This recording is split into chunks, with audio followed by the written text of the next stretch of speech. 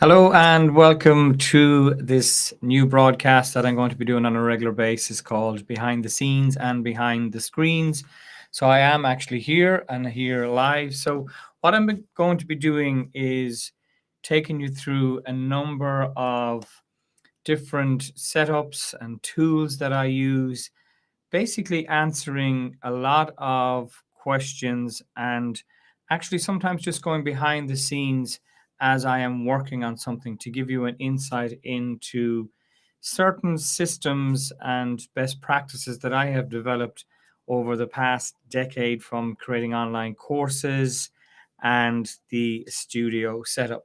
So we will be, for example, taking a tour sometimes if people have questions about the teleprompter or how I use things like ScreenFlow with the teleprompter. So, for example, if I go into ScreenFlow and I start a new script, I can put the script in there, or I can go back to my scripts. And the way it works is that I have a script on the screen that will also appear in the teleprompter. Okay. So if I go back to the Insta360 camera for a second and we look at the stream, what you'll see is that the script will appear inside the mini monitor and the main monitor.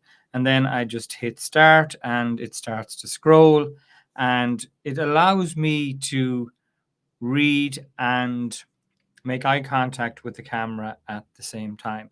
So you can see the script is scrolling there. So if I move this out of the way, you can see the script is scrolling on the main monitor.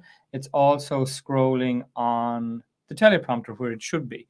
So it means that I can come on here on camera and I can read the script and keep eye contact with the camera at the same time.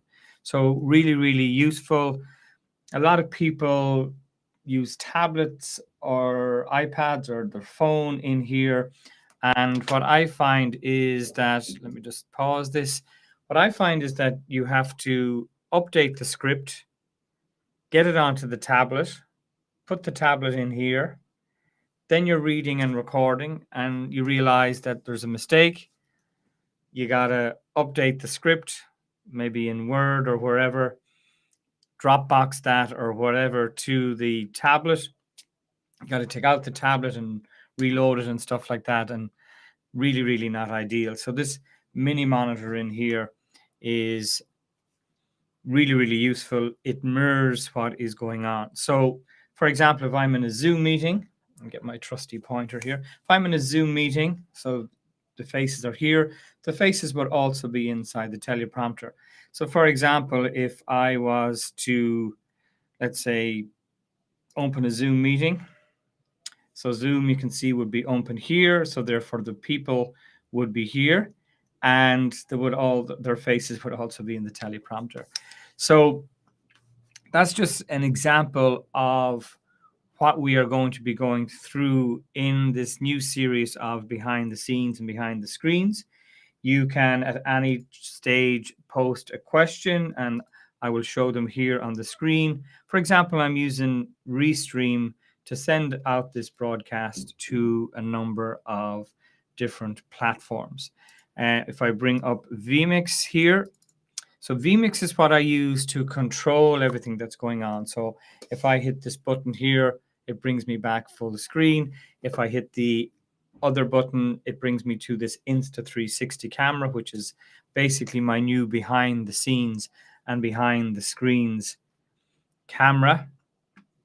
And then if I want to appear, let's say inside the software, it's going to go into a loop.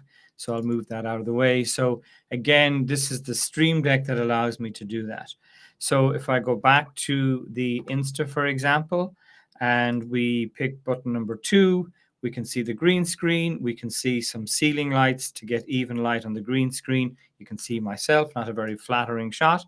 And then we can see the actual Stream Deck. Okay, so the Stream Deck's right there, and it is the Stream Deck that performs the magic in terms of moving things around, etc. So if I was to zoom in here, let me just make this a little bit bigger and zoom in here on the Stream Deck. Okay, zoom in a little bit further. And that is the Stream Deck. Okay, so that is the Stream Deck. Pre-program it to allow you to do different things. So I know if I hit this one, it addresses the elephant in the room. If I hit me, it goes back to me. If I hit curtains, for example, it appears or makes me appear from behind the curtains. So go back to the behind the scenes camera. Must make sure that I dust everything down before I go live doing these things. So that is the Stream Deck. You can get a smaller one with just 12 buttons or indeed 6 buttons. For those of you who've been following me for a while, you'll know that I'm a big fan of the Stream Deck, and you might have seen me use this before. So if we go back out to behind the scenes, the other thing that I have going on here, again, if you've been following me for a while, you might have seen this before, is 3 monitors. I definitely recommend that you use at least 2 monitors, okay? So if we minimize everything and I move this out of the way, you can see that we've got the middle monitor here, we've got the left and the right. And the reason for 3 for me doing a lot of live events and making courses is that I can have the Zoom or the webinar software going on here. I can have my slides typically on this one, and I have the chat open on this one. But 2 is more than sufficient. In fact, I have the 4th one here, which is the confidence monitor or teleprompter monitor, as they call it as well. So when we're going live and you have questions, I can show your questions right here. So if you have any questions on whatever platform you're watching this on, then by all means, post them in. So some days I'm just going to go live and show you behind the scenes of what I might be working on. So as an example, what I'm working on right now is my new online course called Sound Success. So this spreadsheet is basically the curriculum. Okay, so if I change to this monitor here, you can see I'm working on the curriculum. And what this allows me to do when I'm making an online course is to come in the morning and actually have everything laid out for the couple of hours I spend recording, let's say, a new course. So I know that in this case, the format is talking head, direct to camera video. Have I got that recorded? Yes or no? Do I have some B-roll? Have I got the script written? Have I uploaded the script to the teleprompter? Are there slides? Record the video, upload the script, and create an audio-only version, and rinse and repeat. So right now, the next section I'm going to be recording after I get off this live stream is how to get the most from a course. Again, do I need some B-roll video to go with that? Have I written the script? Is it in the teleprompter? Are there slides? Are they created? Is the video recorded? Is it uploaded? So I'm basically, I rinse and repeat, and I know the curriculum, or at least I know the next section, and I know what the curriculum is going to be. I just have to fill it out in the spreadsheet. So this is an example of a workflow. And a workflow is really important when you are creating an online course. Okay, because it just gives you a system to follow and that you can tick things off as you complete them. Okay, so, and I can use this spreadsheet for any new course, and drop me a line if you want a copy of the spreadsheet. So I just fill this out with my curriculum, and I come in the morning, or if I'm recording in the afternoon or the evening, I know exactly where I am at, I left off, and I know exactly what I need to do each step of the way. And then, so for example, this next one, how to get the most from your course. So what I would do there is I would open up Microsoft Word, And the first thing I do would be create a script. And the way that I create scripts is I use the dictate function. So I actually narrate into the microphone what I believe is going to be and needs to be in this lesson. So, for example, if I hit dictate right now, you can hear the little sound. If I zoom in, you can see it's starting to type what I'm saying. So, for example, I would say in this lesson, we're going to show you how to record your audio course using Audacity, and you can see it's typing it up. So that would be the script written, let's say, as an example. So I will go back to my spreadsheet. Do I need B-roll? Possibly not. Is the script written? I just put in yes. The next thing is to upload it to my SpeakFlow, which is the software I use. It's only a couple of dollars a month. And SpeakFlow will allow me, as we've seen, to basically upload it and record the script direct to camera. So I just copy and paste. Oh, let me submit feedback. So I go into the new script and I copy and paste from Word. And that's that part of the process done. And I tick that off. Are there slides? Yes or no? Then record the video. So in this case, I would open up vMix, which I use to record. Fade this across. So vMix would be sitting here on this monitor, and I would be able to see myself on this monitor doing the recording.